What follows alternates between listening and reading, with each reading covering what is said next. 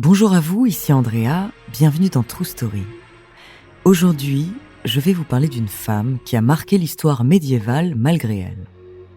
Après avoir été violée par le rival de son mari, elle a décidé de se battre pour obtenir justice, malgré les menaces de son agresseur et le déshonneur qui allait s'abattre sur sa famille. Mais elle n'a pu mener ce combat que dans l'ombre de son mari, heureusement prête à tout pour la défendre, alors que sa parole était constamment remise en doute. Son procès est alors devenu une affaire publique qui a agité toute la France. Son nom, Marguerite de Carouge. Derrière le scandale, découvrez sa true story.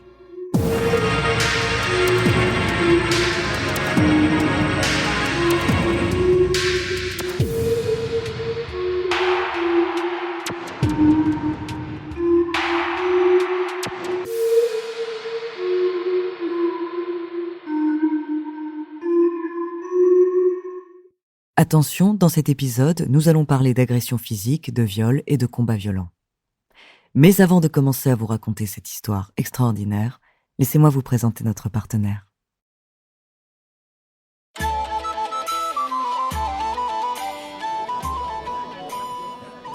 En ce beau jour de l'année 1380, en Normandie, la jeune Marguerite de Thibouville se prépare pour son mariage. Elle est issue d'une famille de la noblesse extrêmement riche et son père l'a promise à un homme de son rang, issu lui aussi d'une famille respectée. Cette union est une chance pour les Thibouville. En effet, le père de Marguerite s'est opposé au nouveau roi Charles VI à 2 reprises, ce qui lui a valu une réputation de traître. Il mise donc beaucoup sur le mariage de sa fille pour redorer leur blason. L'homme que Marguerite va épouser se nomme Jean de Carouge. C'est son second mariage car 2 ans auparavant, il a perdu sa femme et son nouveau-né des suites d'un mystérieux mal. Lui aussi a des idées derrière la tête en contractant cette union. Il espère récupérer un terrain ayant appartenu aux Thibouville, dont est maintenant propriétaire son grand ennemi, Jacques le Gris. Les 2 hommes étaient encore proches il y a quelque temps. Ils s'étaient rencontrés en 1377 par l'intermédiaire de Pierre d'Alençon, le nouveau comte du Perche, qui les avait choisis comme vassaux. Cependant, s'ils sont devenus amis grâce à lui, c'est également lui qui a fait d'eux des ennemis.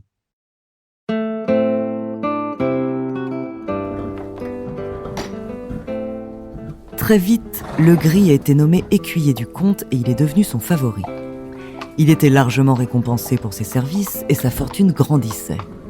Tandis que Carouge, peu considéré, sentait la jalousie monter en même temps que sa situation financière se dégradait. Peu après la mort de sa femme et de son fils, ce dernier a donc décidé de quitter Pierre d'Alençon pour rejoindre les services d'un autre comte.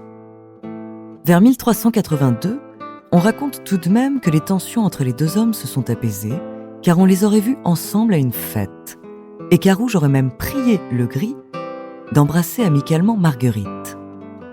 Mais la suite des événements va les opposer une nouvelle fois, un conflit dont l'issue ne pourra être que fatale.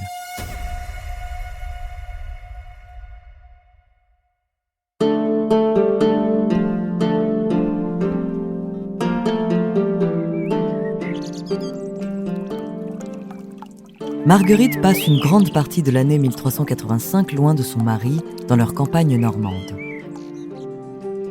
Jean est en Écosse, où il livre avec ses troupes une longue bataille. Nous sommes en plein milieu de ce qu'on appellera bien plus tard la guerre de 100 ans. Le courageux soldat est enfin de retour à la fin de l'année. Malheureusement, il doit aussitôt remonter à Paris pour percevoir son salaire et s'entretenir avec le roi au sujet de ses revenus qui ne lui permettent toujours pas de subvenir aux besoins de son foyer. Cette fois, ce devrait être l'affaire de quelques semaines, pas plus. Il n'est tout de même pas question que la jeune épouse se retrouve seule. Marguerite est donc à nouveau confiée à sa belle-mère, qui l'accueille dans son grand château. Jean rentre de Paris le 21 janvier 1386. Arrivé chez sa mère, il comprend vite qu'il s'est passé quelque chose de grave. Marguerite, d'habitude si posée, n'arrive plus à cacher sa détresse ni à retenir ses larmes. Jean est désemparé. Quelle est la cause de cette agitation ? S'est-elle querellée avec sa belle-mère ? Non, cela n'a rien à voir. Marguerite finit par tout raconter à son mari, la gorge serrée.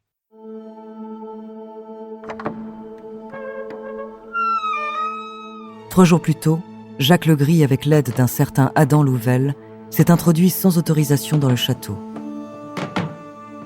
Il a ensuite tenté de séduire la belle dame, mais face à son refus, il l'a attaquée et violée.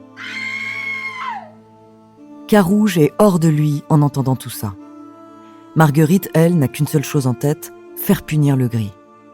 Comme la loi n'autorise pas les femmes à porter plainte seules, son mari s'empresse d'aller le faire. Mais malheureusement pour eux, c'est Pierre d'Alençon qui va être le juge de l'affaire. Tout le monde sait que Legris est un homme sulfureux qui ne se prive de rien pour obtenir les faveurs des femmes, mais il reste le favori du comte. Alors même si Marguerite a la réputation d'être une dame bonne, honnête, louable et de bonne foi, aux yeux du juge, elle n'est toujours qu'une fille de traître. Face à la connivence de deux hommes de pouvoir, son témoignage ne va donc pas peser lourd. Découragés, Marguerite et Jean ne se rendent même pas au procès. Ils se doutent bien du verdict. Sans surprise, Legris est innocenté. Le comte a même l'audace d'accuser Marguerite d'avoir inventé ou même rêvé son agression. Mais Jean de Carouge ne va pas baisser les bras. Pour l'honneur de sa femme et le sien, il va se battre. Il monte donc à Paris pour demander justice au roi en personne. Il a une idée en tête, il va défier Legris en duel. Il lui faut pour cela l'accord du tribunal, car même si cette procédure existe toujours, particulièrement pour les nobles impliqués dans des affaires capitales, elle est strictement régie par la loi. Carouge est donc reçu au château de Vincennes et dès son premier recours, les juges intrigués par l'affaire acceptent de s'en saisir. Le 9 juillet 1386, le procès commence. Carouge et Legris se présentent au palais de justice de Paris pour clamer leurs accusations et jeter leurs gants de fer, signifiant leur intention de se battre en duel. Les juges vont devoir entendre les témoins et ils décideront ensuite s'ils autorisent le combat ou non. Marguerite est bien sûr présente, elle prend place à la barre en première. Encore une fois, elle va devoir raconter son agression devant une salle entière. Son témoignage est sa seule arme, alors elle endure cette épreuve avec abnégation en faisant un récit si détaillé que l'on croirait revivre cette journée infernale.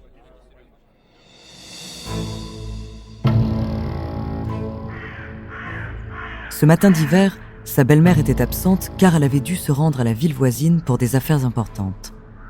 Elle était partie avec tous ses serviteurs, même si Carouge ne voulait pas que sa femme reste seule au château. Par un douteux hasard, c'est bien évidemment ce moment-là qu'a choisi Adam Louvel pour lui rendre visite. Marguerite a dû aller ouvrir elle-même. D'abord, l'étrange visiteur a prétendu vouloir voir Monsieur Carouge au sujet d'un prêt d'argent. Puis il a changé de discours. Il venait en fait au nom de son maître, Jacques Legris, qui désirait s'entretenir avec elle. Marguerite a refusé, quand soudain, Legris lui-même est entré brusquement dans le château. Il l'a priée de s'asseoir à ses côtés, commençait à lui prendre les mains et à lui promettre de lui offrir tout ce qu'elle voudrait. Une fois de plus, elle l'a sommé de partir et a essayé de se dégager de son emprise. L'écuyer a alors commencé à s'emporter. Il a saisi Marguerite par les bras et a ordonné à son homme de main de l'aider. Ils l'ont traînée dans l'escalier, puis dans une chambre où elle a été jetée sur le lit. Son témoignage est terrible. Je l'ai combattu si désespérément qu'il a crié à Louvel de revenir l'aider. Ils m'ont cloué au sol et ont mis une cagoule sur ma bouche pour me faire taire. Je pensais que j'allais suffoquer et bientôt, je ne pouvais plus les combattre. Après l'avoir violée, Legris l'a menacé de la tuer si elle le dénonçait. Puis il est parti avec son complice, la laissant dans un état de choc.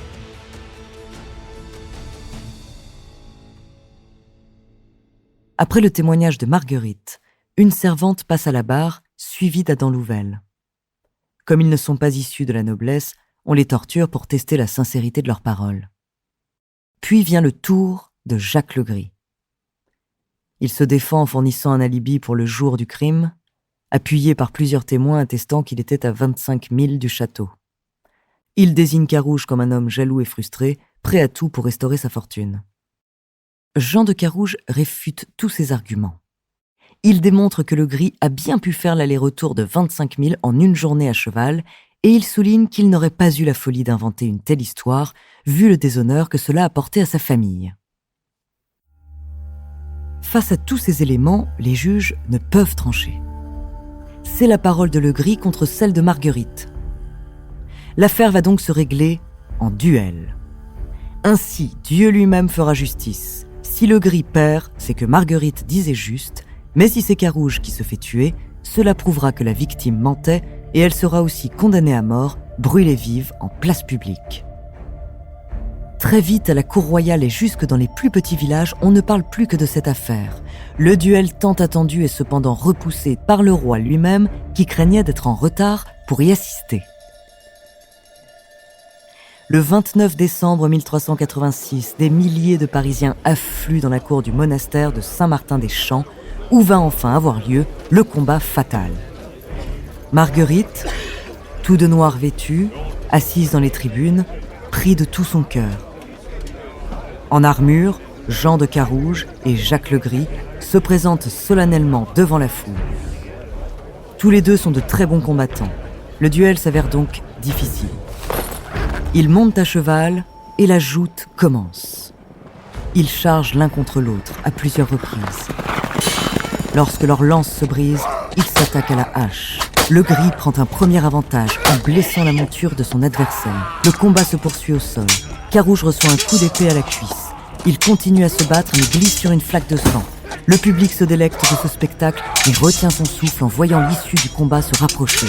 Alors que Legris domine son adversaire, Carouge le saisit, le fait tomber et le poignarde à plusieurs reprises jusqu'à transpercer son armure. Avant de l'achever, il exige des aveux de sa part, mais Legris refuse. « Au nom de Dieu et au péril de la damnation de mon âme, je suis innocent. » Carouge donne le coup fatal. Il reste un moment hébété au-dessus du corps de son adversaire, tandis que la foule l'acclame. Il est vite soigné puis récompensé par le roi. Et enfin, il rejoint Marguerite, désormais vengée.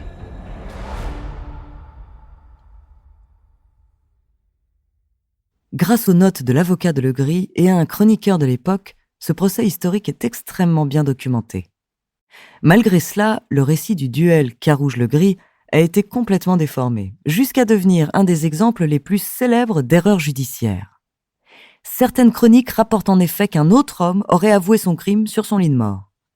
Pourtant, aucune preuve n'appuie cette version, qui relève plutôt de la légende. Toujours est-il que suite au scandale et aux controverses qu'a causé l'affaire, le duel judiciaire entre Carouge et Legris a été le dernier autorisé par le gouvernement français. Malheureusement, l'histoire de Marguerite de Carouge fait tristement écho à ce que subissent encore aujourd'hui les victimes d'agressions sexuelles. Plutôt que de la croire, on a cherché dans son passé tout ce qui pouvait la discréditer. On lui a fait porter le poids des erreurs commises par son père, on l'a accusée de mentir au nom de la jalousie de son mari, et on a complètement modifié la réalité pour la priver de son statut de victime et même faire d'elle une coupable. Merci d'avoir écouté cet épisode de True Story. Si le Moyen-Âge vous passionne, je vous recommande notre épisode sur Mao d'Artois. La semaine prochaine, je vous parlerai d'un chanteur moustachu que vous connaissez toutes et tous. En attendant, n'hésitez pas à nous faire part d'histoires que vous aimeriez entendre sur votre plateforme d'écoute préférée ou alors via la page Instagram ou Twitter de Bababam. Nous nous ferons un plaisir de les découvrir.